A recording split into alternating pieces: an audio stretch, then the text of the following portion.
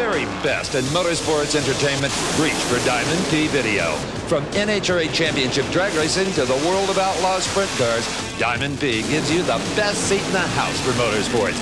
And with more than 20 spectacular titles to choose from, you can build a video library complete with drag racing milestones, in-depth video biographies, rare historic footage, and just plain fun on wheels. One title you won't want to miss is And They Walked Away. From 6 seasons of American Sports Cavalcade, Diamond P Video has selected 75 minutes of your favorite breathtaking incidents and combined them into a video that will awe even the most seasoned sports fan. And They Walked Away lets you relive the excitement as fearless competitors from all segments of motorsports push to the edge of disaster in their quest for victory.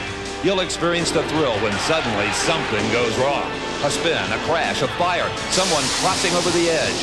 Then you'll share the gut-wrenching excitement as help rushes in and you realize that miraculously the competitor has emerged unharmed.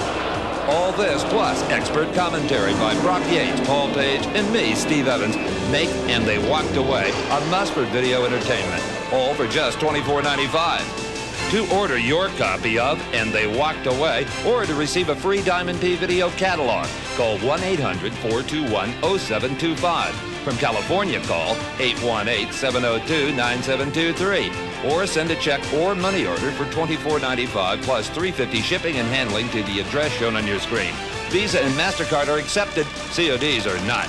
Diamond P Video, the leader in motorsports video.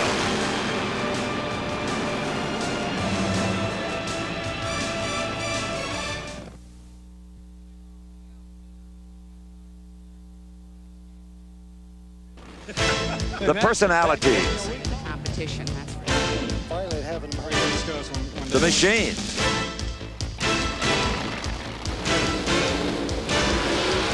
The performance.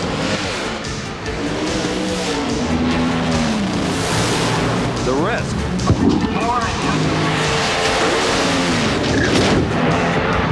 And the emotion.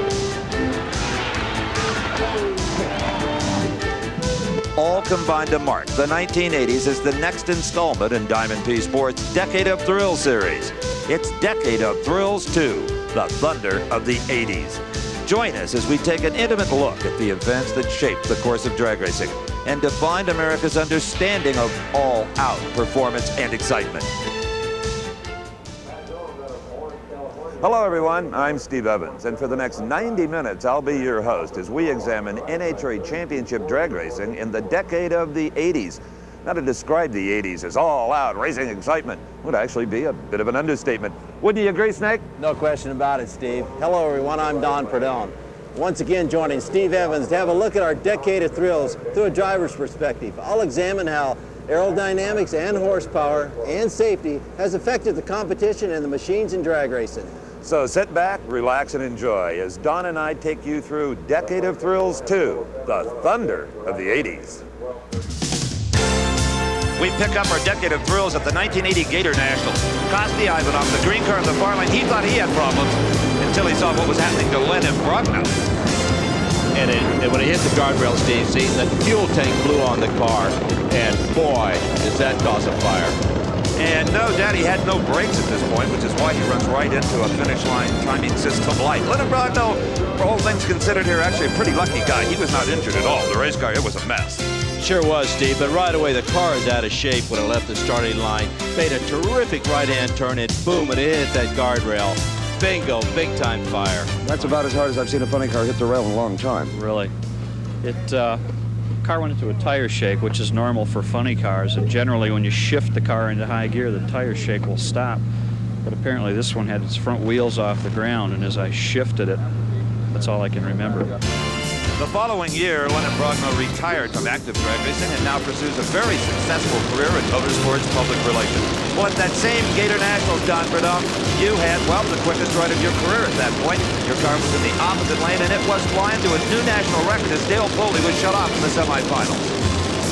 And they had to shut Foley off, and I'm on a single, Steve, and that baby was running. It was screaming down the Gainesville track.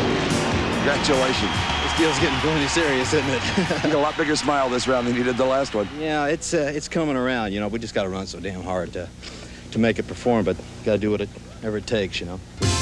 And it was 79 champ Raymond Beadle who had a great view of the rear of Don's Plymouth Arrow in the final round at Gainesville, the first of 2 victories in 1980. Lee Shepherd was at the wheel of a pro stock car at the 1980 Gators, as was this man, Bob Glidden. Little did we know at that time that this was to start one of the greatest rivalries in all of drag racing. The final round was Bob Glidden's Arrow versus Lee Shepherd's Camaro. Lee Shepherd was to win his second NHRA National Championship, but that ever Bob Glidden knew there was competition now. Moving on to the 1980 Cajun Nationals, Baton Rouge. Gary Beck and Shirley Muldowney were number 1 and number 2 in top fuel points coming to this race, but Beck took a commanding lead after beating Shirley in the semifinals with a much better reaction time. Yes, and talking about reaction times, Beck just represented the game. Beck's on a roll there, though, and Shirley ran a lot. Shirley ran quicker, but Beck's a winner, as you can see. And believe me, Shirley's not a happy camper at this moment. Yeah, tell me, I had to interview her. Here we are at the 1980 Spring Nationals. Tim Gross in the near lane. Every time I see this, I still can't believe it.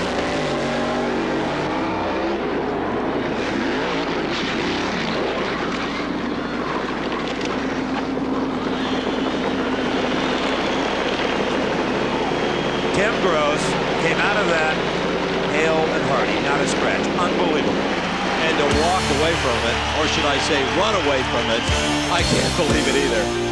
The throttle was stuck wide open. Is there anything you'd have done differently here? Absolutely not. There's nothing you can do. Once it hit the guardrail and it veered over to the right, the throttle was stuck on the car. Out of control. Now watch the car as it rolls on the knife edge of the rail, right there. That's why NHRA is encouraging tracks, or demanding many tracks around the country, to put in concrete guardrails. That's right, Steve. The concrete guardrail is about 10 to 12 inches wide, so when the car gets up on top of it and rolls on it, it doesn't have that tendency to cut it like that steel guardrail. Tim's right leg actually came in contact with the top of that Armco, and it cut through all 5 layers of his fire suit and didn't break the skin. Lucky boy. Well, I've seldom seen a driver. I've never seen a driver take that kind of a pounding in a funny car and come out as well as you have.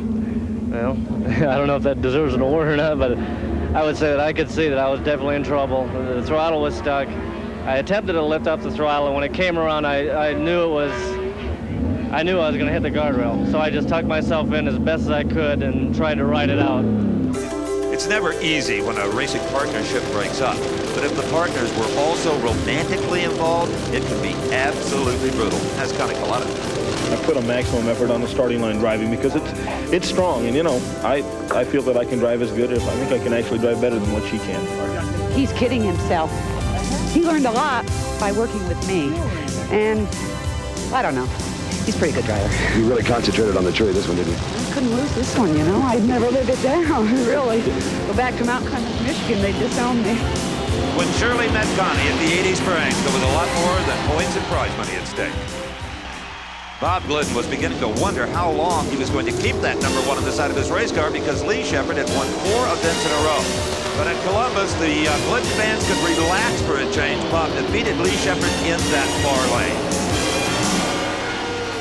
Here are the players in the greatest single-season rivalry in the history of drag racing, especially in pro stock, Lee Shepherd and Bob Glidden. You guys have raced each other every major event this year. What's the score? How many have you won?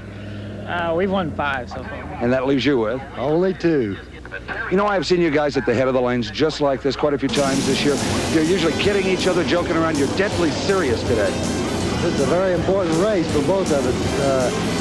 Lee and his guys don't want to lose the lead, and we very much want to gain the lead. But it was Glidden in the near lane, losing the U.S. Nationals with a rare red light, and really putting the pressure on himself as the tour moved to Ontario Motor Speedway in Southern California. And how much we miss this place, Steve. The greatest facility in the world for drag racing. Boy, did we love this place. And they called tearing something like that down progress. Well, I'll tell you one driver who this wasn't his favorite venue. Watch Dave Uehara. Yeah, I'm sure he doesn't miss it, Steve. Bad accident. Car got out of shape. Davey Uehara, great driver, great car, got out of shape, hit the guardrail, and as you can see, just tore it to bits. But fortunately, you know, he walked away from this just fine, unscathed, no problem. Davey will long remember this accident. I don't think I've seen one take more of a damage to the rear section of the car. Just blew the tires and wheels off it. Steve had hit that concrete guardrail and exploded at the time, but you know, the car didn't go over it. Like the Tim Gross accident. As you can see, it held the car on the course. It did hit the guardrail. Terrible damage to the car, but the car stayed on the course. That's what that guardrail is supposed to do, keep the car on the course. All right, coming into 1980, Ontario and Top Fuel, 4 drivers came to the race with a chance of winning the title. Jeb Allen was second in points but failed to qualify. Marvin Graham was taken out by Shirley Muldowney, number 3 in points in round 1. And Gary Beck, the points leader, was defeated in round 2 by Gary Cornwall. But Shirley had to at least win in the semifinals to take the title. Her opponent would be Cornwall. Talk about pressure, Snake. All kinds of pressure. If she wins, she's got it. Beck's at the other end biting his nails, and he can see her coming down the course. She wins. And I'll never forget at the other end, Don, Gary Beck, his wife, Penny, they had a bottle of champagne, hoping that they would win the title. They'd celebrate. They passed it to Muldowney. Oh, God, Steve, I want it. Nobody's, and look who's here. Gary and Penny Beck. Shirley Muldowney just put them in the number 2 spot. But they kissed her, and Gary told me earlier, he said, you know, she deserves this. She won more races than any of us this year. And he's got a bottle of champagne for Shirley Muldowney from Gary Beck. Unbelievable. And Shirley, first person to win the Top Fuel Championship twice. And how about Gary Beck enter that bottle of champagne? Raymond Beadle, the Blue Max, he already had the championship wrapped up at the Ontario there. I'll long remember that one. And Bob and Etta Glidden celebrated as Bob not only won the race, he set low ET, top speed, and drove around Lee Shepherd in the points to retain number 1 in Pro Stock. Our 81 highlights begin with the Gator Nationals. And for lovers of great big speeds and itty-bitty ETs, this was a fantasy race come true. But for Pro Stock driver Larry Pettinel, it was more like a nightmare.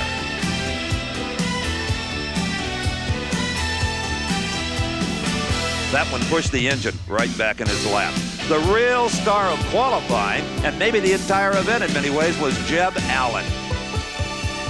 We won the race here last year and recorded the quickest time we ever run on one of the best racetracks in the world, I think. You know, we run 5:62 quicker than anybody has ever done. And so that tells the story right there about the track conditions. This was a special race for you too, Don Perdue. It sure was. Come back and run a 5:92 and lower my own record. Not bad, Steve. And you drove the speed record too. Out here in Florida at Gainesville, this track's tremendous. It's just a tremendous traction, and the air is good here. 2 names dominated Pro Stock racing at the Cajun Nationals, Bob Glidden and Lee Shepherd. And in 1981, they faced each other in the semifinals. Glidden, with a big advantage off the starting line, went on to win the event. Only those 2 won in a 5-year span. He had a little of my misfortune for a change. I think maybe he had a problem on the starting line. And the only shot we really had of winning the race was to leave the starting line first. And finally, it happened in my favor. And then came the 81 Spring Nationals. Well, the car was a little bit lean, and it started going over the hill, as we say, and I drove a little farther, just a split second, and then I saw fire in the fire windows, and naturally it just shut it off then, and I had already released the parachute, but it didn't seem to make any effect. It must have had a lot of fire behind the car, and it burned it off as soon as it came out. Well, the next thing I did is shut the fuel shut off, which is also a normal instinctive thing, and then reached over and set the fire bottles off. And then it was going backwards, and I couldn't see where I was. I thought I was going off the track sideways, but I was still going down the track, and it went over, up back onto the track and into the hay bales, and then it came to a stop. You look okay, except for maybe a little wound on the nose there. Oh, yeah, that's not bad at all. I just got a little plastic on my nose when the shield melted a little bit. The safety equipment definitely works. Oh, yeah, you can see it does. By looking at these gloves even, I don't even remember my hands being hot. And now you know why Dale Armstrong became a crew chief. That's right, a very successful one, as you know, on the Kenny Bernstein team. Unbelievably, Armstrong was back on Sunday for round number 1, where he met up with Kenny Bernstein, who eventually, later in the decade, would pay him over $300,000 a year to wrench his car. Back at Indy, 1981, my favorite race, the U.S. Nationals. I think it's everybody's favorite event, Don, except in 81, maybe Shirley Muldowney wasn't having a real good time.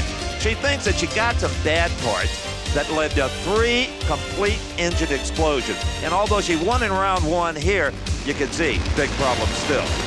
My category, Raymond Beadle in the Blue Max set the speed record, 249 miles an hour. Car left hard that time, and it moved hard through the middle, so and it run good on the top end, didn't lay over, and we didn't hurt it, so we knew we made a good run. Well, the Bulldozers were top eliminator at Ontario, so in 1981, the Winston Finals moved to Orange County International Raceway. In the near lane, Bob Glidden saw his hopes of winning the championship evaporate in this loss to Mark Ewell. Lee Shepherd won the 1981 Pro Stock World title. Funny car qualifying on Friday at the finals was more like a volcano eruption, and the inferno began with Gary Densham. Yes, and it looked more like the 4th of July, Steve, but it wasn't. It was just on a Friday afternoon in qualifying, and Ditcham had a big-time fire. The fire at one point is like a wave going over the top of the automobile. It sure is, Steve. The car's engulfed in fire, and Ditcham at this point is just trying to get out. But the firewall and interior 10 did its job. He was unhurt. Along came Billy Meyer, same day, same place. Same problem. Burnt pistons, big fire again. We saw more fires that weekend, Steve, I believe, than any time in the history of the sport. Oh, absolutely. At this point, you can tell you can't see Meyer. That means he couldn't see out of the car. But again, he was okay after a little oxygen. And Snake, you went for a ride yourself, buddy. Yeah, I'm on stage next here. Boy, she left the line good. I thought I was on a tremendous run, and all of a sudden, the lights went out. I had a bad one. I believe mine was worse than all of them, as you can see. Scare you? Scared me to death, Steve. At that point in time is when I really started thinking about top fuel drags. The cameraman that shot this footage, Don, retired after this day. He said he just couldn't take any more scenes like that one. I almost did, too. But thanks to the work of the safety safari, you were okay, as were all of the participants in those fires. Don, we asked drivers, stupidly probably, what goes through your mind? My life at this time and point, when it's on fire like that, you're thinking about your own safety, obviously. You want to get out of it.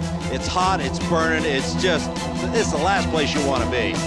Are you kidding? I didn't even like standing down there. The 1981 Winston Finals was to be Dale Armstrong's last race as a driver, but he had some fun in his retirement effort. He set a brand new national record. Not a bad way to go out, setting a national record, 589. Big time number at them days, Steve. Oh, absolutely. Wouldn't even get you in the show now. Boy, you talk about a battle in top fuel. Gary Beck and Jeb Allen came into the Winston Finals with Allen in the points lead, but he went out round one, and he and his wife Cindy were forced to watch the rest of the scenario. Gary Beck, in the near lane, had to win the event, set low ET, and top speed of the event. If he did all those things, he would garner enough points to knock Jeb Allen out of the bonus of the championship. The white Salisbury in the far lane. We have ignition on Salisbury. Gary Beck wins the race. Jeb Allen is listening to the PA. Beck sets low ET, but misses top speed by 2 miles an hour. Jeb Allen was the 1981 Winston champion top fuel.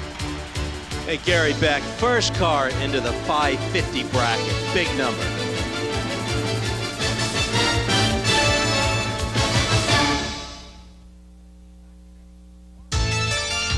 Our look at 1982 begins with the Gator Nationals in Gainesville, Florida, when Raymond Beadle in the Blue Max tried to join the Blue Angels.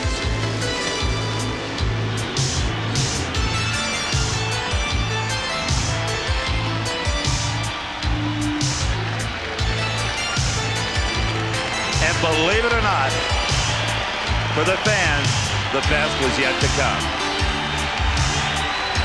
Beadle's impression of Rocky.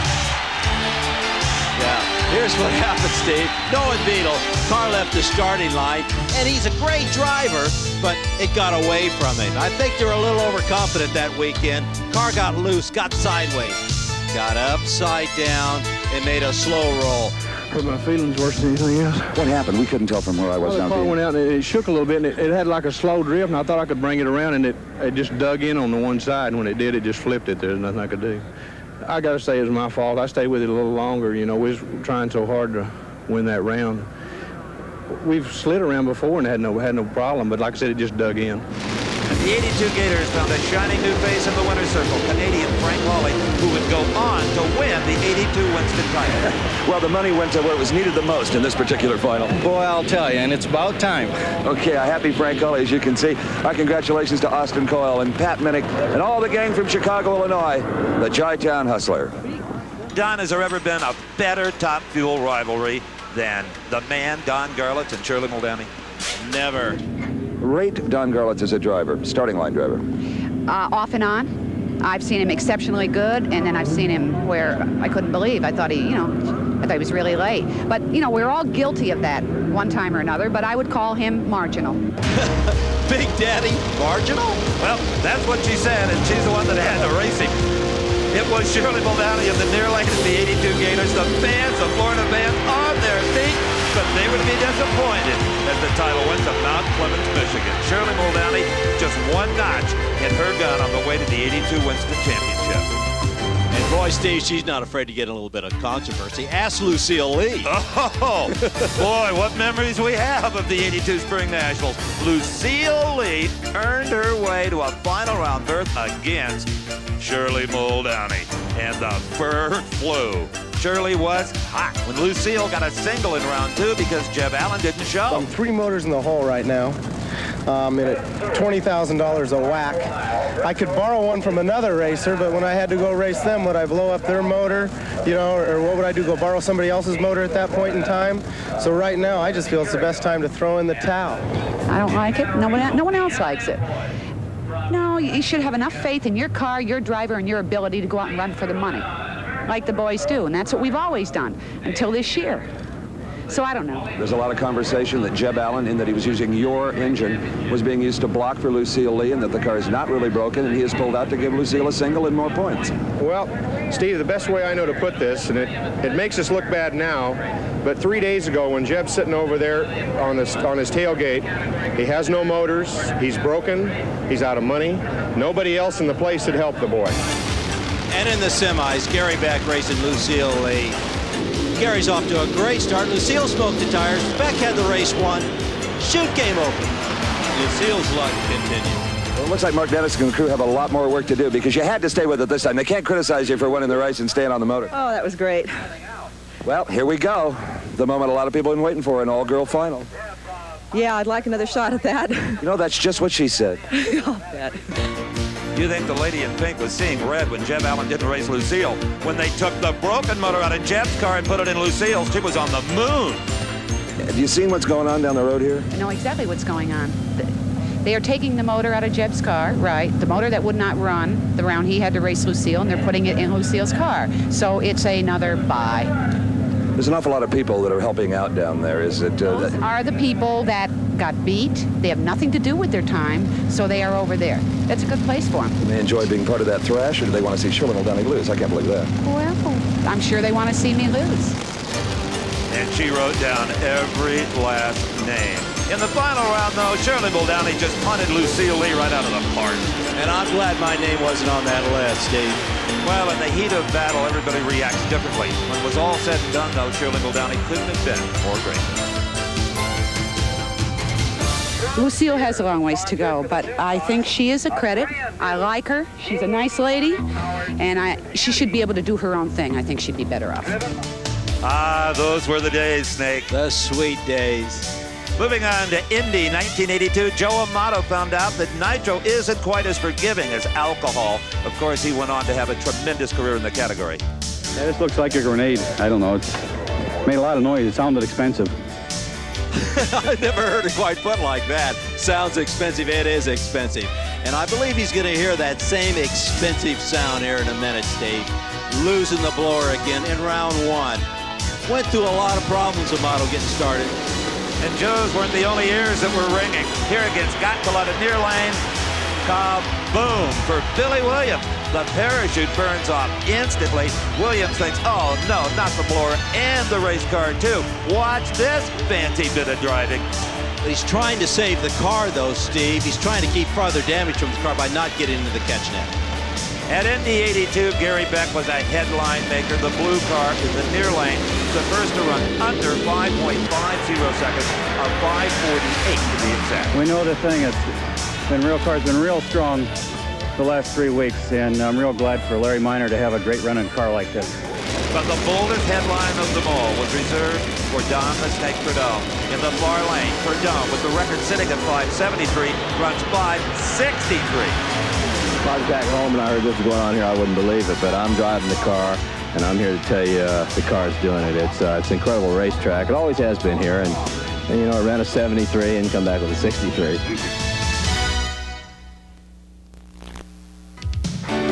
You're about to see the crash that never ends as we revisit the 1983 Gator Nationals. A young Florida super gas driver by the name of Mickey Thompson felt his car get a little bit sideways. So he corrected it. It got a little more sideways, and then it began.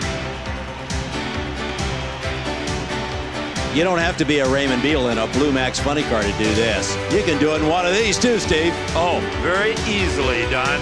The car was completely destroyed, but Mickey Thompson, we saw him the following year in '84 with a brand new piece. Watch Tom Anderson in the far lane. And Kenny was on a run, and Tom knew he had to run good. He gave it everything, but lo and behold, fire time.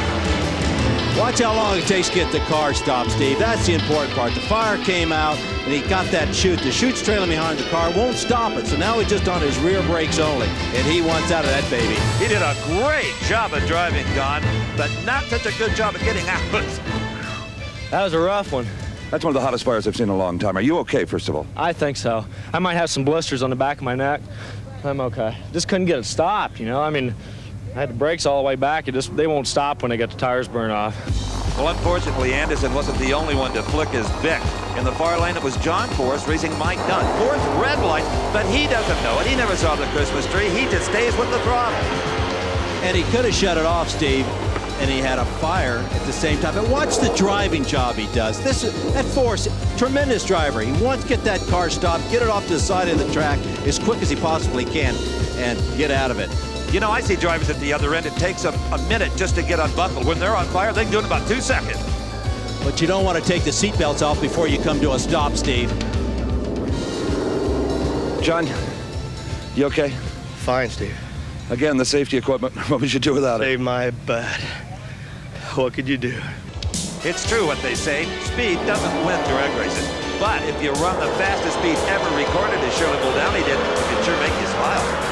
You have just become the fastest drag racer in history. Wow, a lot of years we waited for this one. They were happy. Shook a little bit, and it's a clean motor. 83 Cajun Nationals, bizarre top fuel final. Larry Minor versus Gary Beck, and Minor owns both race cars.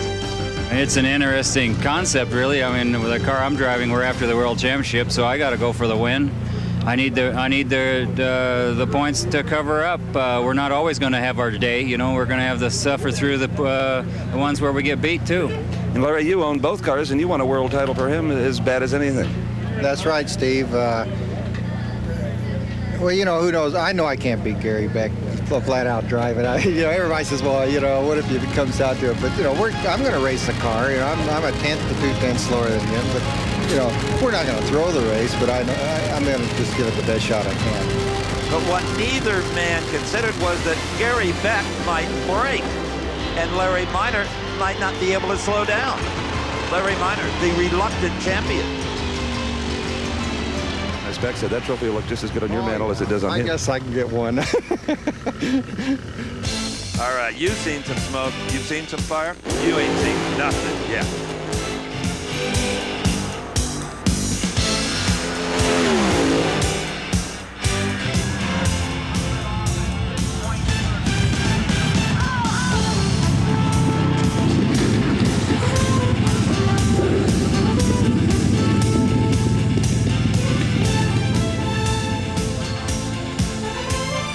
So you want to be a race car driver, huh? Big fire, fast car, short track, catch net. Big trouble. Mike Dunn, worst fire we've seen in a long time. I've seen this footage 100 times, and I still can't believe it. Mike Dunn, you okay? Yeah, I'm fine. It's one of the worst accidents I've ever seen at this end of the racetrack. Wasn't that bad. You looked it from here. I think when you see the tape, you'll believe me. The net definitely prevented what could have been an awful bad situation for you. Oh, yeah, definitely. Throttle hung wide open, and I reached for the fuel shot, and then blew up and backfired and everything else. So everything went wrong that could go wrong, really. Yeah. I was pulling as hard as I could to get that throttle back, and something got hung up somewhere. We'll let you get over to your crew. They're concerned as we are. 1983 U.S. Nationals. For the second year in a row, Shirley Muldowney's luck on this racetrack was, well, absolutely rotten. There's an explosion, a tire gets cut down, and Shirley's in the wall. Lost a left front tire, picked the back of the car up. She's real lucky right now.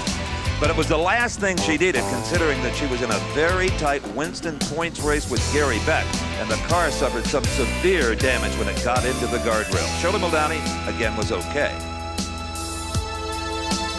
World-class driving. Lucky, thank you. Shirley, your foot. The car was rebuilt by Ron Tobler and the crew, but Shirley went out in round number 2 on the Labor Day Monday final eliminations. Now the big hometown crowd, all of the Hoosiers were hoping that their own lion would roar in pro stock competition, and he did. Bob Glidden won yet another U.S. Nationals title, and that tied him with Lee Shepherd for 4 event victories at this point in '83. But Shepherd had the points lead. He had won more rounds during the season. So when the Winston finals rolled around at OCIR back in California, Lee Shepherd was smiling. He had his second Pro Stock Winston championship neatly tucked away. But for Mike Dunn, well, nothing was easy for him, Don Prudhomme, on this day. And when you say nothing, you're absolutely right. He couldn't do anything right on this particular day. Bad fire. There it comes. Now watch the engine, Steve. Comes out of the car, upside down. Have you ever seen anything like this in your entire life? Who would have thought Mike Dunn could top Columbus? Well, he sure did on this one. And it rung his bell a little bit. He kept telling the paramedic, 1, 1. Well, Steve, you don't see that very often. It blew the crankshaft right out of the bottom of the engine. As you can see, completely destroyed the engine. A lot of drivers can, in their whole career, not suffer one incident. You've had 2 this year. What does it tell you? I'm the luckiest unlucky guy in the world, I guess. But the one before, that was a cakewalk compared to this one. Unluckiest lucky guy. I love that line. 1983, Gary Beck won the Winston Championship, and he continued to be the king of the ETs. You're looking at the then record 5.39 second elapsed time. What a power Gary Beck was throughout that entire season. And Frank Hawley won the funny car title in the unsponsored Butts Down Chi-Town Hustler. And who could know, when Shirley Muldowney won the Winston event title at Orange County, it would be her last win until '89. Blowing the body off of a funny car is usually a disaster. But at the '84 Gator Nationals, Don Prudhomme, it may have been the best thing that could have happened to driver Ron Corrente. Yes, you're right, Steve. But the fire's still burning pretty good. But as you can see, it's starting to taper down just a little bit here. It didn't have that body to contend with melting fiberglass. Exactly. Nothing burns like oil-soaked fiberglass funny car bodies. Corrente was just fine, not even singed. Remember that great Top Fuel final from the Gators we showed you back in 1981? Shirley Muldowney versus Big Daddy Don Garlits. Well, Garlits, after a 2-year absence, returned in '84. I really shouldn't be out here. I'm 52 years old and I really don't have the parts, but here it is. It's all set. It's like they wrote it in Hollywood and brought it here and produced it. I think it's good he's back. I think his fans appreciate it, and it adds to the class. I think it's good.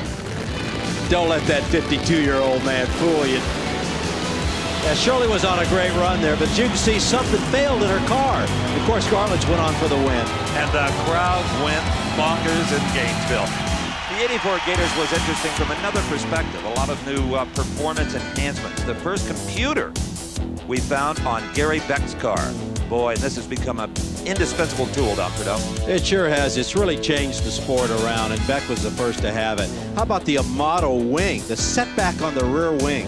Oh, yeah, it was so high up in the air. When he unloaded it and mounted the wing, he got a lot of teasing, but not when he became the first driver to top 260 miles per hour with the wing up in what Joe called the clean air. And remember me, Steve, I was the guy that bet that a funny car would be the first one to run 260. Bet Shirley Muldowney $500, and I paid out. It's been 10 years since the last speed plateau was reached in Top Fuel racing. Don Garlits at 250 miles an hour. Now, Joe Amato, 260. Oh, but that just goes to the credit of my wizard crew chief, Tim Richards. You know, he finally gave me some beef to go with the burger. And Joe wasn't done yet in the final round against Gary Beck. Keep your eye on the car in the near lane as he set a new national speed record at 262.39 miles per hour. The next race, everybody had a tall wing. Amato had really started something. And Kenny Bernstein, you know, Don, you almost didn't have to pay off that bet with Shirley Muldowney because you thought a funny car would run 260 first because of what? Aerodynamics? That's right, Steve. The aero on the cars was tremendous. We learned a lot about aerodynamics in those days. And Kenny Bernstein, he was in a wind tunnel with his car. And the two of us, Kenny and myself, we thought 260 was on the board for a funny car first. Well, you missed it by about an hour and a half because in the final round, Kenny Bernstein, near lane opposite John Collins, 260.11 miles per hour in a funny car. And she wouldn't give me my 500 back. Don, in almost 20 years, including 4 Winston Championship seasons, you logged a lot of seat time in a Nitro funny car, much like this one at McCullough's. Boy, I sure have, Steve. But you know, one of the things that I'm grateful for that didn't happen to me was a terrible accident that Ed McCullough and John Collins had side by side back in '84 at Baton Rouge, Louisiana. Thank the Lord that 2-car crashes in this sport of drag racing are an extreme rarity.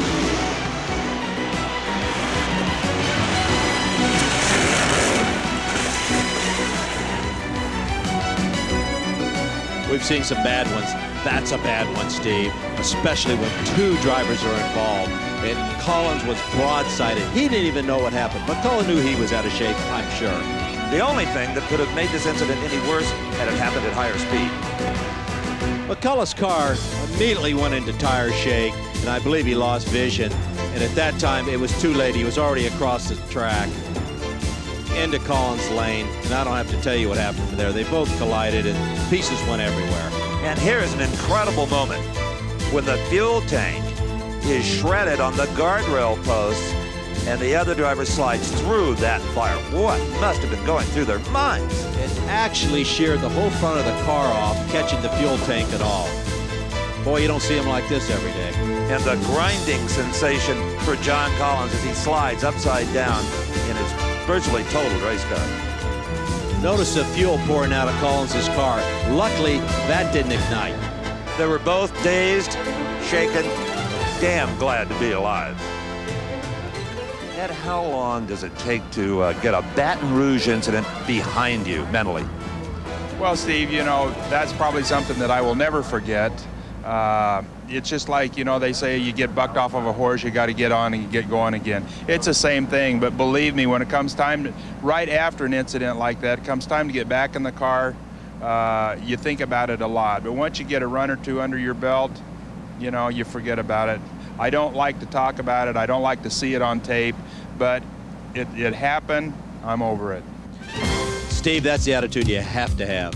Well, by the 1984 Cajun Nationals, the Shirley Muldowney-Connie Kalitta rivalry was still smoldering just a bit. Shirley did not qualify as well as Kalitta did, but was confident in her car. Well, Shirley, your guys are trying a new engine combination. You've kind of been sneaking up on it in qualifying a little bit, haven't you? That's exactly what we were doing. We didn't want to get ahead of ourselves, and we're trying the new Sid Waterman injector. We feel that is the way to go. We know that's the way to go. It's just going to take a little time to work it out. And that's how Gary Beck did so well last year, because he tried new things. He was willing to do that. Okay, round number 1, the testing is over. We've got a race now. That's right. We're not afraid of the competition, that's for sure. Connie has a brand new car, stepped up, ran very, very well.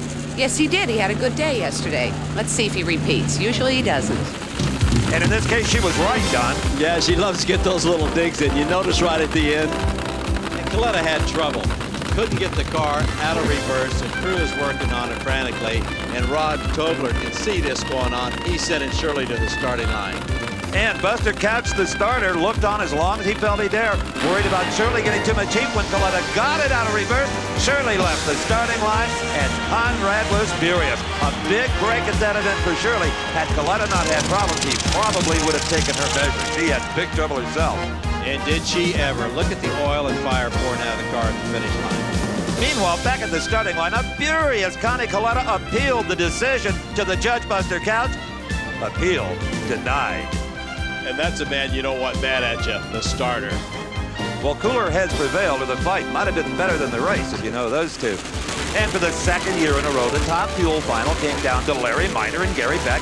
Minor owning both cars, wanting Beck to have the points. I talked with Larry. You're going to do it again, aren't you? You're going to go beat him again here. Well, you know, the guys like to see the car run, and, you know, we're all racers, and we're going out there to run the car. And Well, there's a little bit of wagering going on back and forth. So, you know, we had a final with Gary and I a week ago at Bakersfield, and Gary barely got by me then, and we'll see what happens this weekend.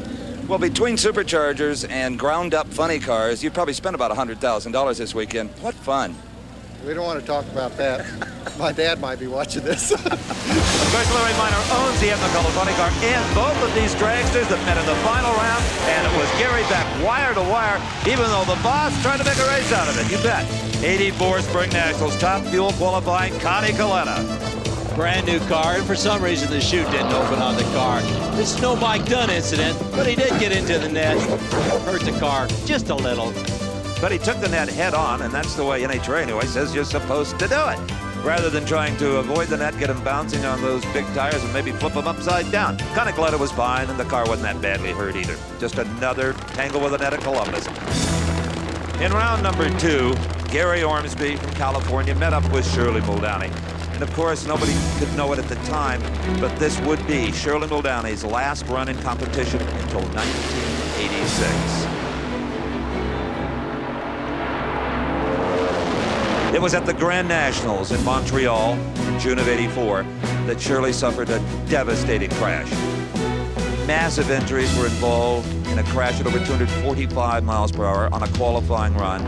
A front tire came off the wheel, wrapped up in the steering, causing the car to turn hard left. Nothing Shirley could do. Notice the engine in the upper right of your screen.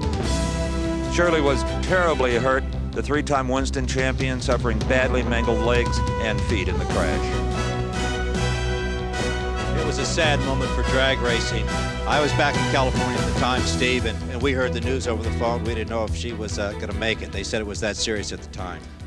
And a very long recovery period was to follow. 1984, U.S. Nationals. After a 4-year absence, the return of Big Daddy Don Garlits. No one was more thrilled about it than fellow competitor Connie Coletta.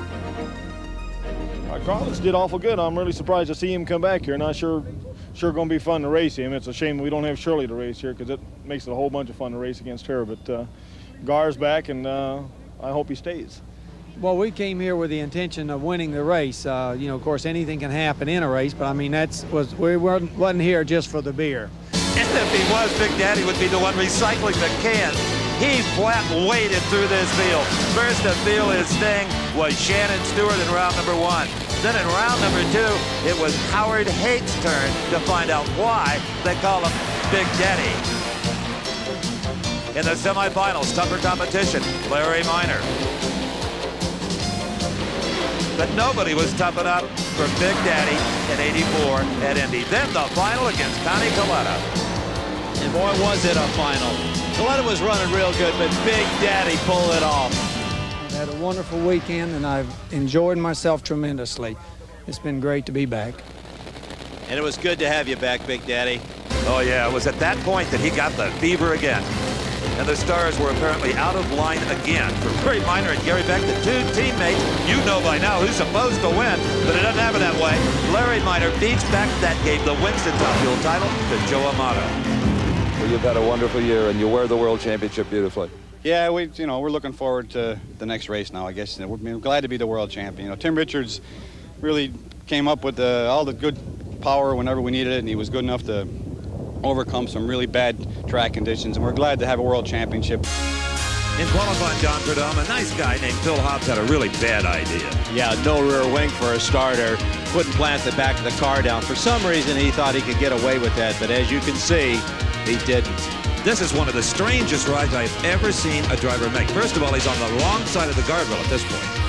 Yes, and chopping the car up all along. As you can see, it's just tearing bits and pieces off the car. But fortunately, in that cage that's constructed, NHRA has supervised through the years. He gets away with it, comes out unscathed. Well, it's just a wonder the way it got into the wall nose first, time after time, that he didn't suffer almost Shirley Muldowney-like injuries. He's a lucky guy. Now, my friend Don Prudhomme had run that incredible 563 with his funny car, but Don, you couldn't make the required 1% backup run. Mark Oswald got the record officially. Yeah, he sure did, and we sure wish we'd have backed up our 563 run, and we knew that Oswald was capable of running somewhere in those numbers, too. And sure enough, he jumps up and runs a 569, new national record. coupled with a speed of 260 miles an hour. At the time, the most impressive funny car run yet. And it was that kind of performance that carried Mark Oswald on to the Winston Finals in his first ever funny car championship, beating out Billy Meyer and Kenny Bernstein. Oswald on top in '84. And Lee Shepherd. Well, at the Winston Finals, Shepherd won his 4th consecutive Pro Stock title. He had to get past Joe Lapone in round number 1 to claim that honor. Your Pro Stock world champion for the 4th time, Lee Shepherd. Lee, you were back in the staging lanes. You saw Warren Johnson lose. What went through your mind then? Well, I knew we had to win the first round, and that can be a tall order sometimes. It was a pretty close race, raced Joe Lapone, but we got him, so I'm real happy about it. The year, 1985. The track, the LA County Fairplex, Pomona, California, the Winter Nationals, and it found a reborn Don Garlits. But in a race just 2 weeks prior, Don Prudhomme, Garlits had this happen in Phoenix, Arizona. He sure did, Steve, and I was there. I was down at the end of the course watching him come down through there. Broke a rear wing support. Bad thing to do in Top Fuel. Well, I wasn't there, but I heard about it, gathered up a camera, and headed straight for Phoenix to get the story behind the accident. And what I found was just vintage Don Garlits, the thrash, literally whipping the thing back into shape. Car seems to be handling nice. It's not the car I had in Phoenix, but it's okay. Big Daddy going into round number 2. And there he faced Joe Amato. But still a pretty good car. Garlits off real good, but something went away in his car. And of course, Amato went through the wind. But Amato had big problems at the other end. Lost his supercharger. The '85 Winter National saw John Lombardo under the skin of the Blue Max, not Raymond Beadle. The pressures of business, is that why you've retired? Yeah, that's primarily it. You know, I have the Grand National team and then a sprint car team with Sammy Swindell, and I haven't been that involved with my other racing, and I want to be, and I'm getting more and more involved with my other businesses. Thanks for all the thrills over the years, Raymond. There's been many of them. Thank you, Steve. About that same time, I took a trip to Mount Clemens, Michigan to check on the progress of 3-time champ Shirley Muldowney. When the surgeons are done and the therapists are done, what then, Shirley? Can you look ahead that far? I'm trying to. I have hopes and dreams, and I'm a pusher, and I would like to drive the race car again. That's what I really want to do, but I'd like to be able to do it and feel comfortable. I'm not too sure that's going to happen for me, but we'll know here in a few months. A Top Fuel dragster again? Oh yes, that's where my love is, in Top Fuel, and that's what I want to drive the king of the sport. And drive she would.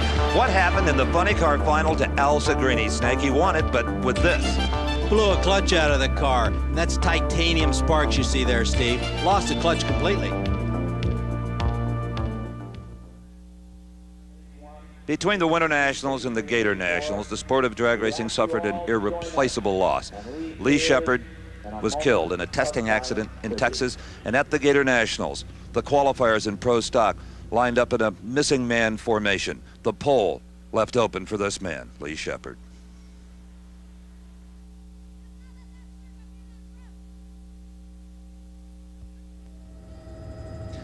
The 16th annual Gator Nationals occurred in 1985, and Don Prudhomme, what makes this race so special? It's always just kind of great. You're right, it's a special place. It's that time of year, it's nice and cool, conditions are perfect for drag racing. And you make an awful lot of power, which sometimes can bite you. Bob Gottschalk in the near lane is a good example. Boy, this was a ride, Don. Boy, was it ever. I was there for that one. Right off into the forest. Have you ever seen anything like that, Steve? No, runaway, flaming chainsaw. Well, Bob Gottschalk, boy, is it good to see you back at the racetrack. How are you? I'm fine. I suffered some burns on my hands and on the tops of my feet, but other than that, I'm fine shape. Well, in Pro Stock qualifying, fine shape would not be how you would describe Harold Denton in the Party Time car. Maybe out of shape.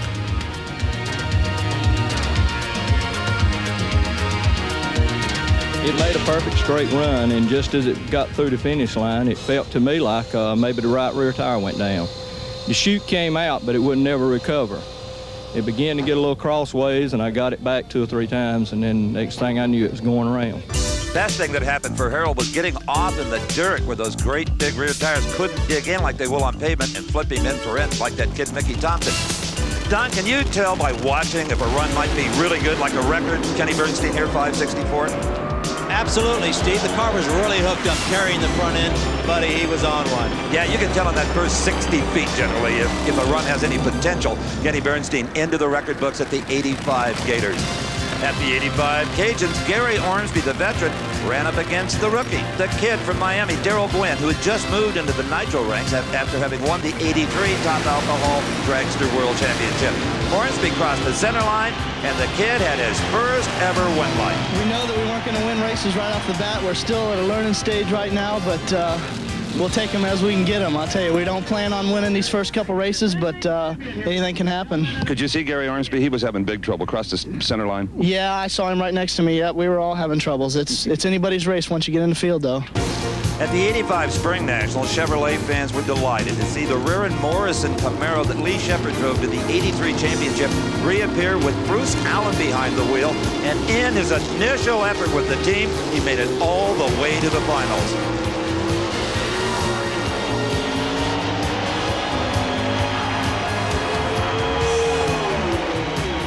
Car owners Rear-End Morrison know what the winner's circle feels like in those final round appearances, but congratulations, Bruce Allen, on your first Pro Stock final round. Thank you. It's going to be hard. Be a tough one. Or be there. I just hoped I was up to the challenge, interviewing Bruce Allen. All right, on to Indianapolis, 1985, the biggest event of the year, and as always, Snake, it was something to behold. You bet. U.S. Nationals. Everybody gives it everything they got at this one. Bill Mullins went a little bit too far on this one. Started throwing parts off the engine. Didn't really lift in time. Stayed with it really too long, trying to get everything out of it. After having won the 85 Springs, he was hoping for a better effort at Indy. And there was a very special treat for all of us. Shirley Muldowney and Ron Tober made the trip to the U.S. Nationals. Shirley still recovering, of course, from her injuries, but when she smelled the nitro, you could see it in her eyes. She'd be back. And she, as much as all of us, loved watching a new Top Fuel rivalry develop. That man, Darrell Gwynn, Miami, Florida, and that man, Don Garlits, Ocala, Florida. This is a pivotal race in this World Championship Series. I want to win this thing. It's very important to me. Does this take any pressure off at all, as far as you're concerned? No, there's more pressure now than ever. I got to beat that kid. And that kid, you know, we call him the Wolf, and he's hungry. The Wolf. Great name for him, up big. And in the final round, Don Garlits got out the blunderbuss and went wolf hunt. Went left right with him, but he was never really in the fight from that point on. Garlits driving to a daylight victory, but Glenn was pretty philosophical about his loss.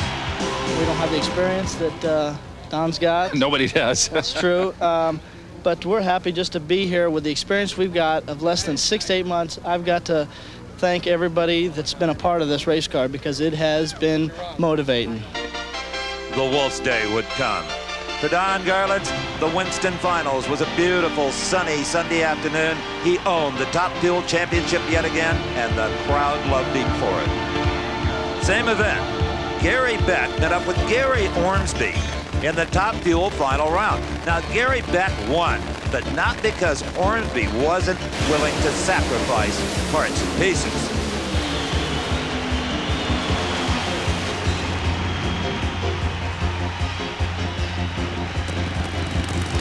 They don't get a whole lot more violent than this one, Don. They sure don't, Steve. He giving it everything he got. Too lean. Blew the blower off and blew the rods out of it. But boy, they were trying to win, but Beck was just way too tough. Now, if you can't tell me about this next race, this next pair of cars, nobody in the world can. That's right, Steve. We were running really well, and I was pretty sure the following year I wouldn't be back. But I wanted that speed record. And boy, we got it, 264 miles an hour. And the Winston Finals title as well. You were the first to break 250. That meant a lot to you. Does this record mean as much? Well, it all means a lot to me, you know, especially at this point in your career, you know, when you've done so much, come back and run real good is really a gratifying feeling. And a gratifying feeling for Kenny Bernstein and crew chief Dale Armstrong as they won their first NHRA Winston Funny Car title, clinching it at Pomona. Bob Glidden, well, it's been quite a while, in fact 4 years since he had worn the number 1. He earned it in 1985 along with the help of his wife Etta.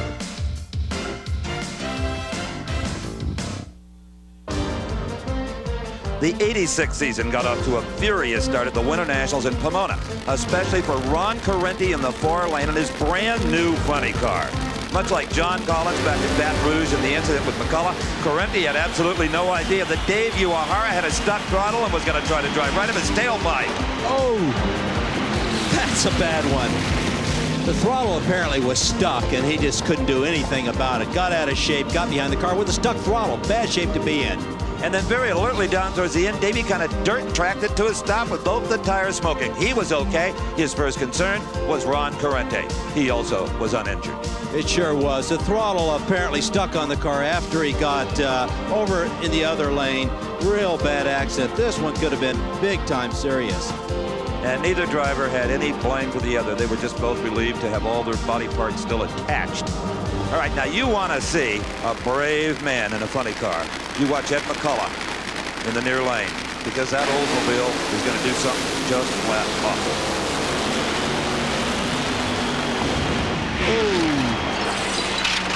It sure did, Steve. He blew the whole supercharger off the car, threw the rods out of it, lost half the body.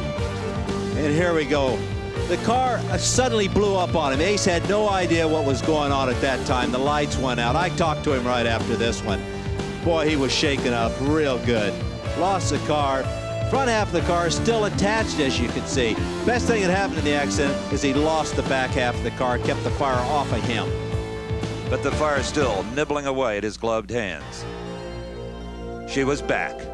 The lady in pink, Shirley Muldowney. After all the pain, all of the intense therapy, Shirley Muldowney came to Phoenix, Arizona 1 week before the Winter Nationals to test her brand new pink racer. Look at her face. It said it all.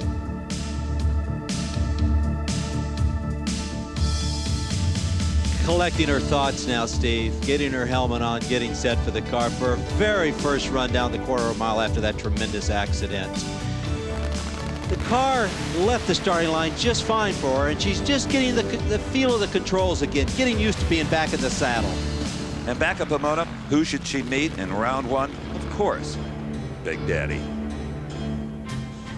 If she knocks me out in this first round, it'll almost be like just granting her the world championship for 1985. What can you say, right? I don't mind racing Big Daddy, and I don't think he minds racing me. You wouldn't prefer another job? No, the way we look at it is we try to get rid of the good ones and then go on from there, but it's going to be an awfully good race. The kids left the concession stands for this one, Snake. Yeah, that's right, Steve. You could have heard a pin drop back in the pit area. Everybody was on their feet watching this one.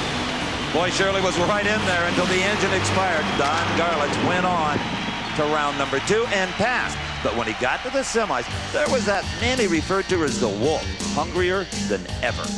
And the Wolf was running real good. This is the first time that the Wolf actually put away Big Daddy in fine style, I might add. You're thrilled, aren't you? Yes, I am. I can't even hardly talk. I tell you, And I'm not going to make you. We'll see you down here in just a short time. You might win this whole thing. Thank you very much. He did indeed, dropping another veteran, Connie Coletta, in the final round. Don Prudhomme, 1986, the Gator Nationals. A new car was debuted by the man from Ocala they call Big Daddy. What did you think of it when you first laid eyes on it? I thought it was the greatest race car I had ever seen. I mean, there was so much thought that went into this car, completely different than anybody else's. Developed his own front wheels in the car, completely enclosed the cars, an aerodynamic cockpit on the car. This car was destined to go fast. And that is Swamp Rat 30. Now, you know, it may have been unique and it may have been beautiful, but it sure was fast. Don Garlits became the first driver ever to top 270 miles per hour. He did it at the '86 Gators, and he told me, Don, his intent here was to punch a hole in the wind and drive through. And boy, he did that. Look at it go. That was the round against Dan Pastorini, 270 miles per hour. In spite of the little tires that fell off every time, it's laying on the ground. No, I heard you say to your crew, I'm not going to try the 270. That's over with for this race. There it was. Well, it's just running good. You know, you can't hardly help yourself. You basically tune, and we're taking nitro out of it. It's just that it's so slick. The concept obviously works. Yes, it's the design of the future. There's no question about it. We'll have the tire thing fixed. We've already got tires. We got some little airplane tires that's going to do the job just nice. And they did, as a matter of fact. So Big Daddy, debuting Swamp Rat 30, won the Gator Nationals in his home state. Dick LaHaye was hoping for victory, but instead got a great big parts bill. In a sport of milliseconds like NHRA Championship drag racing, everyone is vulnerable, even a great champion like Bob Glidden. Glidden in the far lane, Butch Leal near lane, the 1986 Southern Nationals.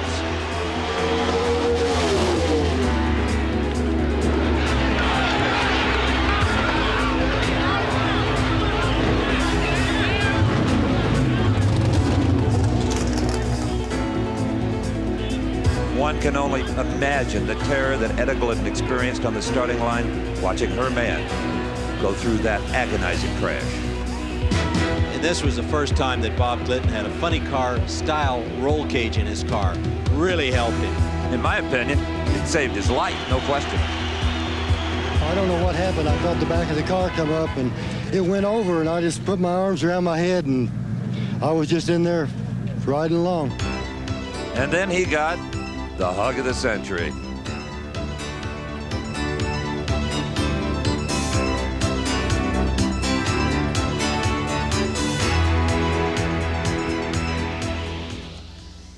Remember the cat's net we saw Connie Coletta hit with his dragster at the end of National Trail Raceway, Columbus, Ohio? Well, in '86 at the Spring Nationals, the nets were replaced with a gravel pit to stop errant race cars. Now, the first to test the effectiveness was Australian funny car pilot Gary Phillips.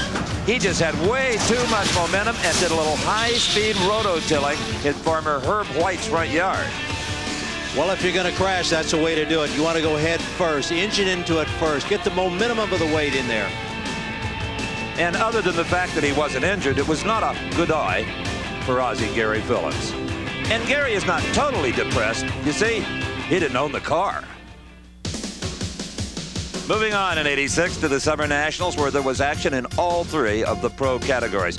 First in the spotlight was Bob Glidden. Anybody that thought that Atlanta crash got him down was dead wrong. He came back in New Jersey with an identical car, and here in round one lowers the national record to a 7:44 second elapsed time.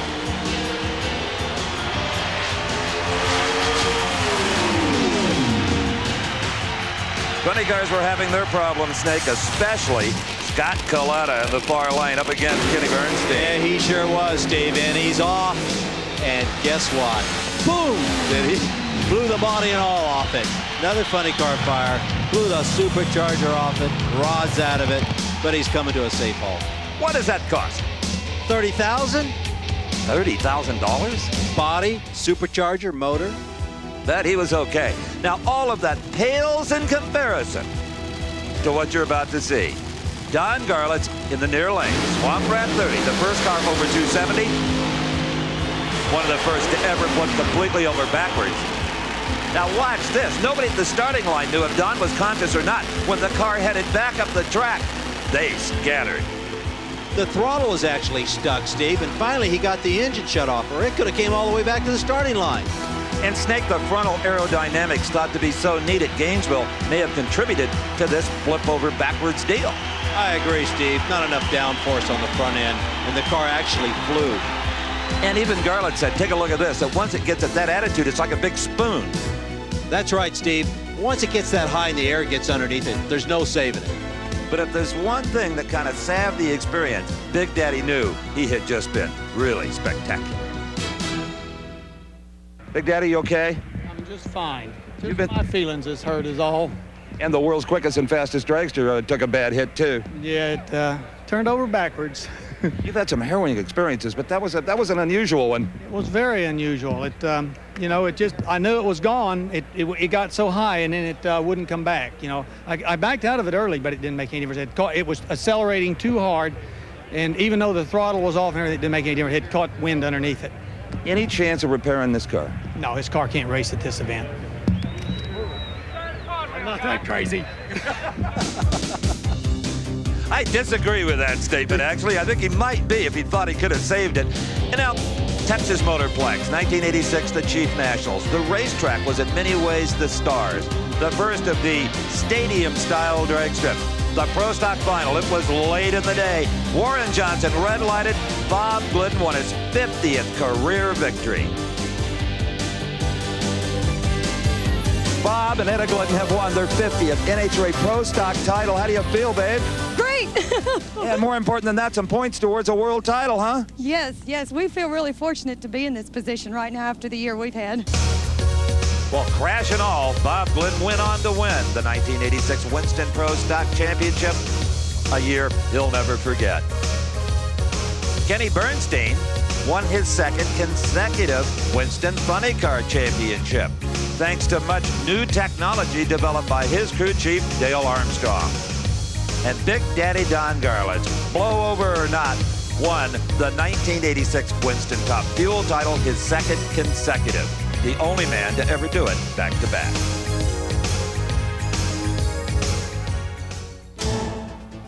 '87 Winter Nationals, Pomona, California. Tim Morgan, far lane. His machine judged the most beautiful entered. Just before receiving the award, the machine got some battle scars. Yeah, sometimes beauty doesn't play a part in the sport, though, Steve. No matter how nice it looks, it still has to work right. And just when it looked like it had righted itself upside down and kind of like a slut car started running along the wall. Yeah, it doesn't take a lot to get a car like this out of shape, and once you do, it's really hard to save it. It just goes over. Well, other than having his bell rung just a little bit, Tim Morgan was okay. In fact, the car wasn't all that badly damaged in the race later on in the year. Now, were you a little bit surprised when Kenny Bernstein came out with a record-setting 5:48? Boy, was I ever. You know, they were on a roll all that year, though. Bernstein could do no wrong. He had this car. The car worked tremendously well. Dale Armstrong, all the crew did a great job on it. Dale Armstrong and crew, you did it again. And a new body shape. Oh, absolutely. The Buick completely disfiguration that no one's seen before in our sport. It's different. A lot of Can-Am stuff here, GTP stuff maybe, but the downforce, Gary Wheeler and Dale Armstrong just did a super job on the downforce. And the drag racing press dubbed that funny car the Batmobile for its strange shape. On to the Gator Nationals. Gerald Gwynn now in Bernstein colors grabs the top fuel record. 5.22 seconds. This is the quickest of them all. 5:22, Darrell Gwynn. I can't believe it. I'll tell you what, when I left the start line, I just knew it was flying. I'll tell you, in front of my hometown people, this is the greatest. I don't know how I could get any better than this. It did. Gerald got beat by Joe Amato in the Top Fuel final. Here's Billy Meyer with a new expression on blower explosions. As soon as you touch the throttle, and he did more than one on that day. It's obvious that there's only about one thing that could be wrong at that point, and that is ignition in the wrong place at the wrong time. Well, let's hope you find it. I hope so, too. It can get mighty expensive mighty quick when you can't figure out what's doing it. But, Don, you and your crew had a much nicer day than Billy Meyer and his guys did. After a year's vacation, only your second race back, you put the beautiful new Pontiac funny car into the winner's circle. I'll long remember our conversation at the other end. Is it like riding a bicycle? You took a year off, you still feel as comfortable as you did? Yeah, I really do. Actually, I feel just fine, you know, the year's rest. I think everybody needs that once or twice maybe in their career. And yeah, I just got to, you know, run a little bit harder. But yeah, we're pretty pleased with it. Is there more there? I think so, yeah. Don, that conversation took place right after you had beaten Kenny Bernstein in the semis. This was the finals. And to be in the finals, I was on cloud nine, Steve. What a great, great thrill of my life. For the people that stuck behind me, my crew, everybody, to win the Gators, it was great. It was great for all of us who have followed your wonderful career that has included 4 Winston championships and maybe another one in the future. Well, Billy Meyer had not found his problem by the '87 Southern Nationals in Atlanta, Georgia. Here he was up against John Force. You'll see what I mean. Now watch him drive.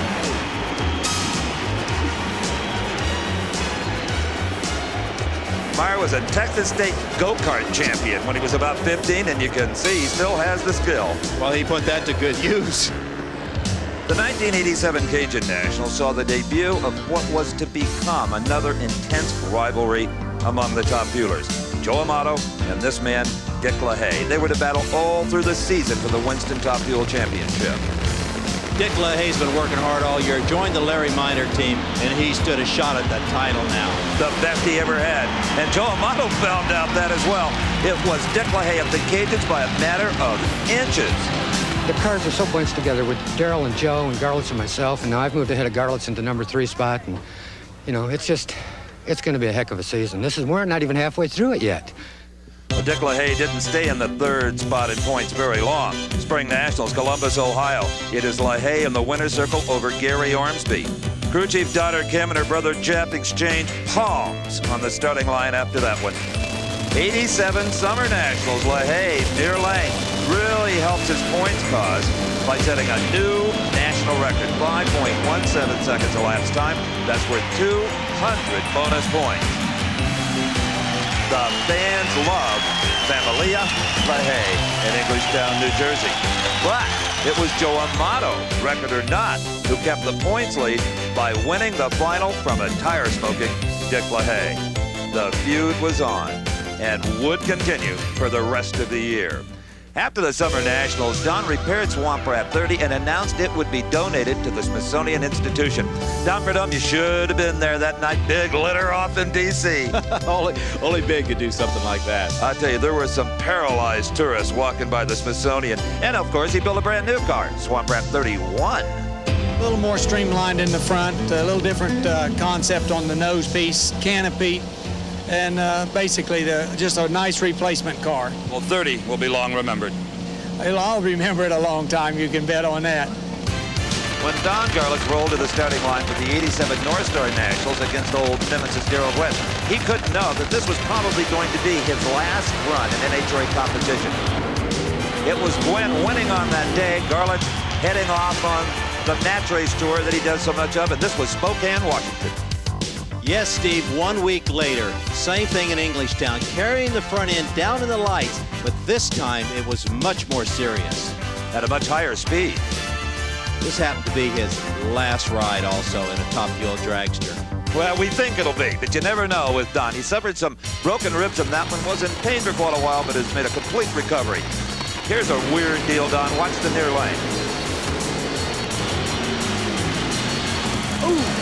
As bad as that looks, as bad as it sounds, it's a good thing he threw the body off the car because it didn't keep burning and burning on top of him. And it didn't hurt the body nearly as badly as it did the engine, so that was one thing he didn't have to fix anyway. His face tells it all. Oh, boy. The drivers themselves were starting to call this the Dick and Joe Show. The final 87 U.S. Nationals, Joe Amato versus Dick LaHaye. Amato became the first driver ever to clock 280 miles per hour at this event, kept his slim points lead with this very close victory. Wife Jerry, Tim Richards and the crew enjoying the moment.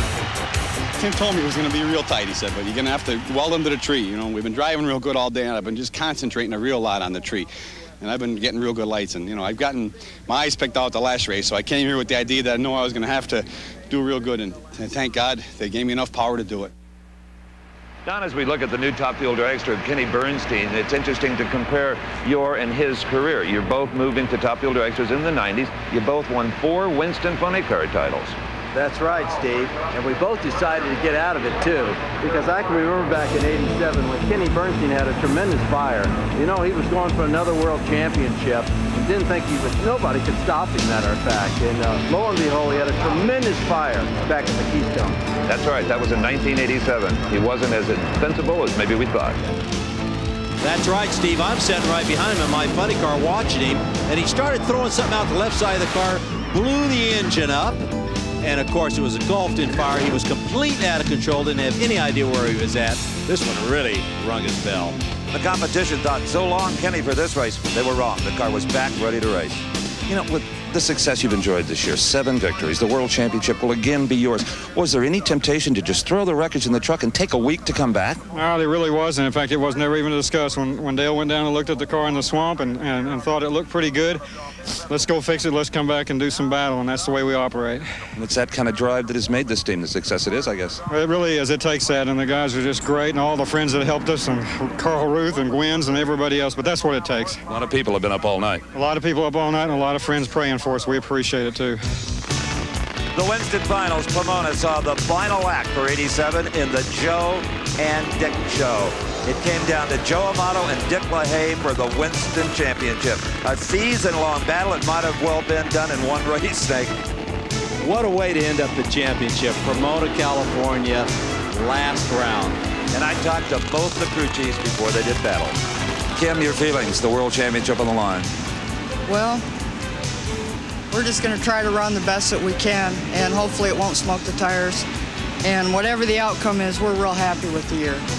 This is definitely the biggest run of our career, Joe and mine and everybody else here, and it's real important to stay consistent on this track. The track seems to be going away a little bit, but we've got to go for it. They met in the semifinals. The Winston Championship on the line in this one side-by-side race. A brilliant start. Amato possibly overpowering the racetrack. LaHaye wins it at 5.19 seconds. That's over 20 years of hard work right there, Steve. I love it.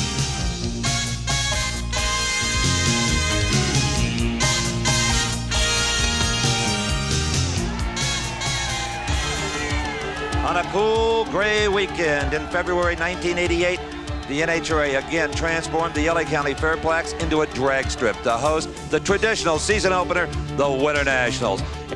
And Dick LaHaye and Joe Amato picked up right where they left off. It was those two in the final round, and LaHaye looked very strong here in Pomona. But later on in the season, even though he won this one, he faded to finish 1988 fifth in the points. Eddie Hill, Don, was a guy who rolled into the Gator Nationals with something to prove that he could run with the best. Boy, that's the truth, Steve. He was running tremendous. You know, his car was set up a little bit different from a lot of the guys. He was utilizing that lock-up clutch a lot better than the rest of the guys, believe me, and the numbers show it. And he had the right fuel system. He got that developed to the quickest run ever. The quickest man in the history of drag racing at 5:06. Ah! 06. 06. That's a new national record. Weight backs it up. That's right. Faster and quicker than anybody's ever gone. Ever. All in the same race. I can't believe it. Kenny Bernstein was in a record-setting mood. Here in the semifinals, he reset his own national elapsed time record on his way to a fourth consecutive Winston Funny Car Championship crown. Kenny, are you ready? A 5:31. Oh, my goodness me. That's phenomenal. I never would have thought that could happen. It's come so far, so fast in the last couple of years. And down at the Cajun Nationals, you saw a guy that in the old days you matched race with all the time. You never thought he was really a contender. Not at all, Steve. Bruce Larson was a guy that we match raced with around the country. Never really thought he stood a shot at the title until he joined up with Joe Amato, that is. That's right, and this was the Cajun Nationals when Bruce Larson won the event, putting away the ever-dominant Bernstein. There's no prouder moment for a driver like Bruce Larson to win on driving ability. A whole shot has done it. You've won your first one. How do you feel? It's just beautiful. You know, it's a lifetime devoted to trying to get here, and we're going to stay here. Well, as we look at National Trail Raceway again, the 88 Spring Nationals, I'll bet you viewers are figuring out there's a pattern to this place. We always go down to the far end with good reason, Snake. Yes, Steve, that's James Goodson's pro stock, and he's into the sand traps. But fortunately, it's there for him. It slowed him up just fine. And the next visitor was John Noble. Yeah, no shoot, sand traps. When the pro stocks start going into the pit, you know that it's short. Now here is R.C. Sherman. And that's why the sand trap's there. They all stop safely. Well, here was a funny car race that scared us. Ron Dudley was alongside you, Don Prudhomme. And I remember this run quite well, Steve. You know, I got through the quarter mile just fine, but lo and behold, behind me, there was a tremendous fire going on. And when I got on my car and looked back at this accident, I was really, really frightened for the man. The body stayed on the car, which, as we've said before, sometimes isn't the best thing that can happen. There was just an incredible inferno that just continued to grow and overcame Ron Dudley before he could get the car stopped. Yeah, that's the kind of fire you don't want to be in. It's one thing when you blow the body off the car, get rid of that, but when it stays on the car and you can't get the driver out, there's problems. Dudley unconscious. They raised him out of the car into a helicopter. He was diagnosed with some pretty serious burns on his back, but he has since made a complete recovery. And here in the final round of the very same race, the Spring Nationals, John Force in the near lane up against Bruce Larson. And John Force won his first ever televised NHRA national event. His earlier victory was at Montreal, and we weren't there, and he's never forgiven us.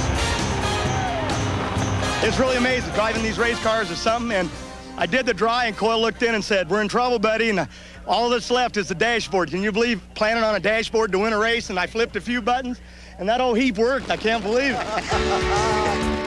Yeah, Steve, I remember this one, too. It was a good one. Boy, the air was cool and clean in Seattle. Car left really strong. I knew it was on a good one. Boy, we're looking for that record, too. We wanted that 5.30. We're tickled to death. Anytime you run like that, you know, it's very, very hard. And it wasn't a perfect run either. The car shook a little bit and so on out there. So see if we can straighten out a little better. And you took the record away from Kenny Bernstein, who had this problem at the '88 North Star Nationals. They couldn't get the car into reverse. That's right, Steve. Those things happen. The clutch was probably swelled up at the time after his burnout. They worked every way possible, rocking it back and forth. And then his foot hit the throttle accidentally, ran over one of his crew members, and boy, that was it. It was over. He had enough. Well, actually, 3 of his guys went down, Don, and your team becomes as close to you as your family. Bernstein was heartsick about this deal, but the crew, nobody was injured. They came up with T-shirts for the next race that said Kenny Bernstein with a tire track across their chests. All right, usually at the U.S. Nationals, we swelter in the late summer Indiana sun. Not 1988. It was jacket time and fire suit time for one particular driver from Southern California, Brad Tuttle, and he had a real kaboomer. And Don, there was no fire, really. That's right, Steve. The concussion was so great, it actually just blew the body in a million pieces. That was unbelievable. Also unbelievable was Joe Amato coming back to IRP to win his second U.S. Nationals title, back-to-back. Amato went on to become the '88 Winston Top Fuel champ. How did Bob Glidden fare in his home track? Well, what does that smile tell you? He won his 9th U.S. Nationals, 4th consecutive, and also would go on to win the Winston Crown in his category. 1988, the Super Nationals. History about to be made by one Edward Hill of Wichita Falls, Texas. The bright yellow car up against Joe Amato. And due to weather, the lights were on at the newest of the super tracks, Houston Raceway Park. Amato far lane. It was Eddie Hill in the near lane. Eddie Hill simply outclasses Amato to a 4.93, the quickest run in history. We knew the track was going to be good, but not that good. Oh my, what a celebration ensued. Buzzy Carter, the crew chief, went absolutely crazy, as did Ursi when she greeted her man at the other end. 4.93.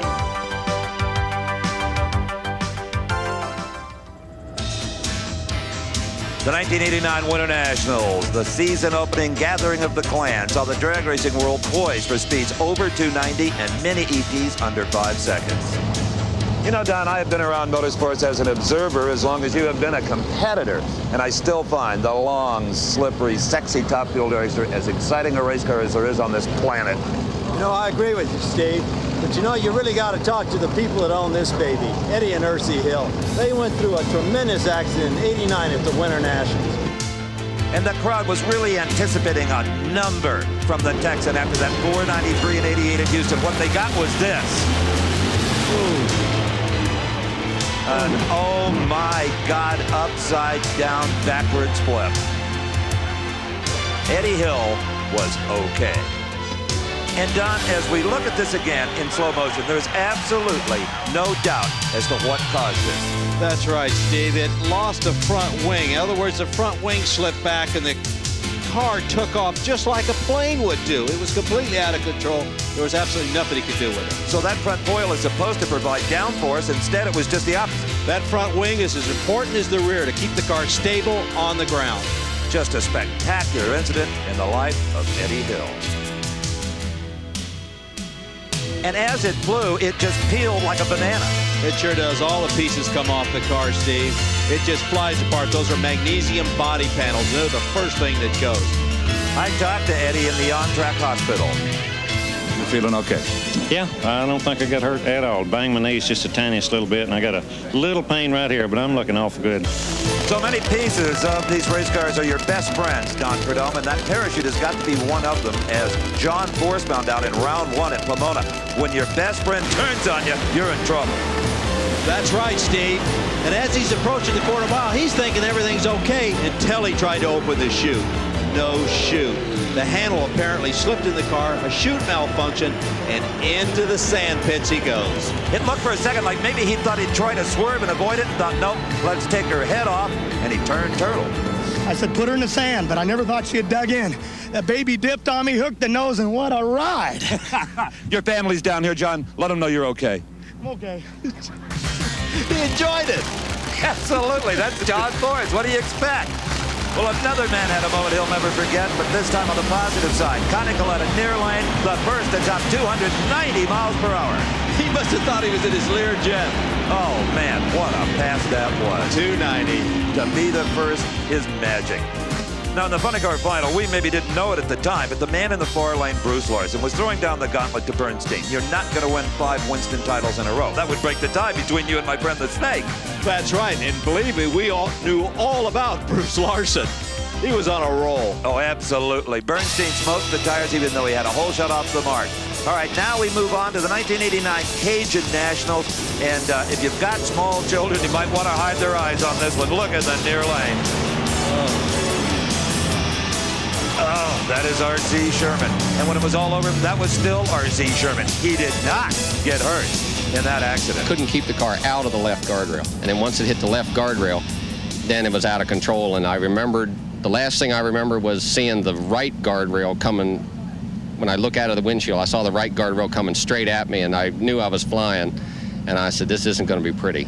And then I don't remember a thing after that until they were trying to get me out of the car. Brave men these are. Well, if you've been watching this entire show, you know the location already. Columbus, Ohio, Spring Nationals 89. Grady Bryant, alcohol funny car. A 1.5 with a twist.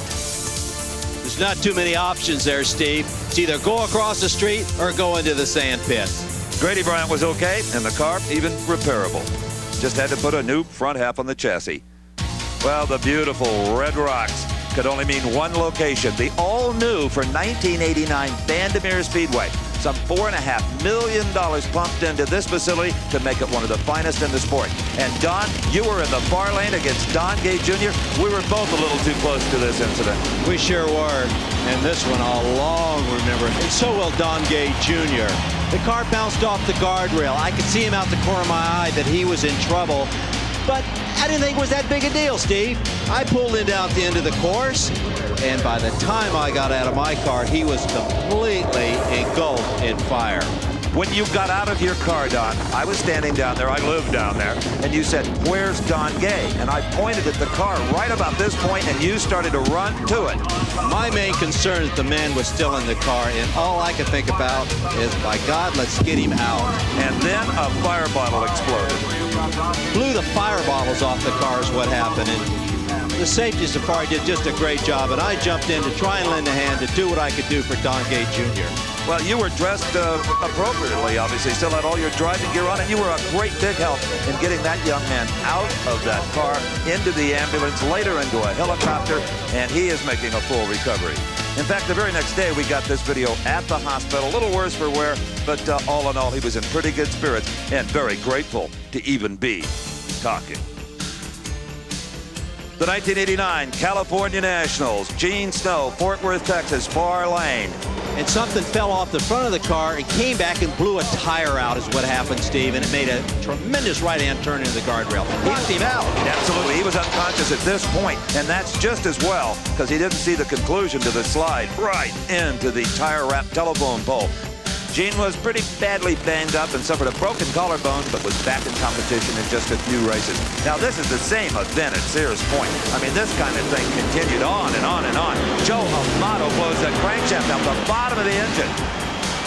An incredible fire that Don comes back into the driver's compartment. That's something you don't see that often, Steve.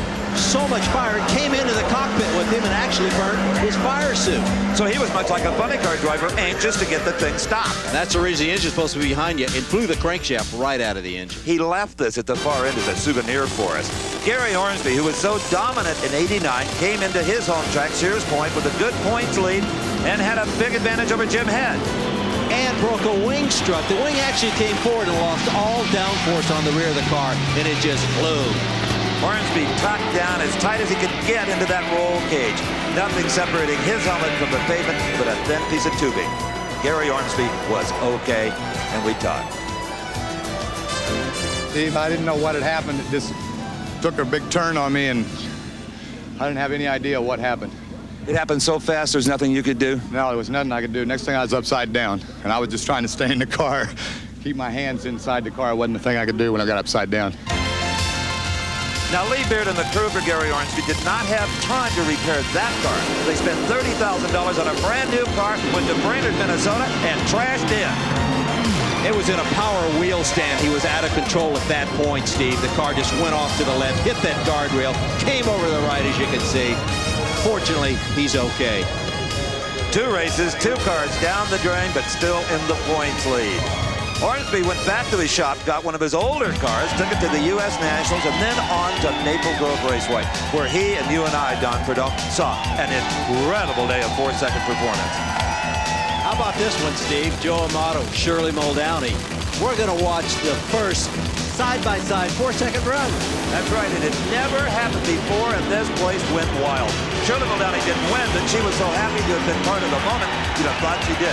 Joe Amato, of course, was a bit happy. Joe Amato, the first ever side-by-side 4s, and you, fortunately for you, were on the winning end of it. Steve, it's a pleasure. And the 496, that's the record. Because we have a 5.0 to Platt to back it up, so that's 200 points if we can hold it. But, you know, to run Shirley and her running 97, 96, that's history. It's a race that will never be forgotten. I know. I'm glad to be there. We were all glad to be at Maple Grove on that day to see Bob Glidden notch his 75th Pro Stock event title. You heard right, 75. No one will ever come close to that in the ranks of drag racing. Next closest is my man at my left here, Don Prudhomme, with 40 of them. That's right, Steve. I can't imagine 75. Look at that. My goodness gracious. 75 diamonds, Steve. I'd have had my pocket knife out by now if somebody gave me a plaque with 75 diamonds on it. All right, we move on to the 89 Jeep Nationals. Frank Bradley against Gary Ormsby, soon to be crowned the Winston champ. Ormsby fired a shot heard round the sport, Don. 491, Steve. How about that? That's great. I knew it was a good run. I didn't know how good, but I knew she was awful good. Left really hard, set me back in the seat, and pulled right on down through here. Ormsby won at Texas that day and bagged the speed record at 294. On to the Fall Nationals, Phoenix, Arizona. Joining Gary Ormsby is a Winston champ funny car racer, Bruce Larson, who led from day one when he first beat Kenny Bernstein in Pomona. And another magic moment at the Falls. Shirley Muldowney won her first national event since returning to drag racing in 1986. And what a proud moment for Shirley. Ron Tober, all the crew. Congratulations. Oh, absolutely. This was one of the most popular wins of the decade. And you know, Don, every year we say, well, we can't top that year. And every year we do. We keep doing it, don't we, Steve?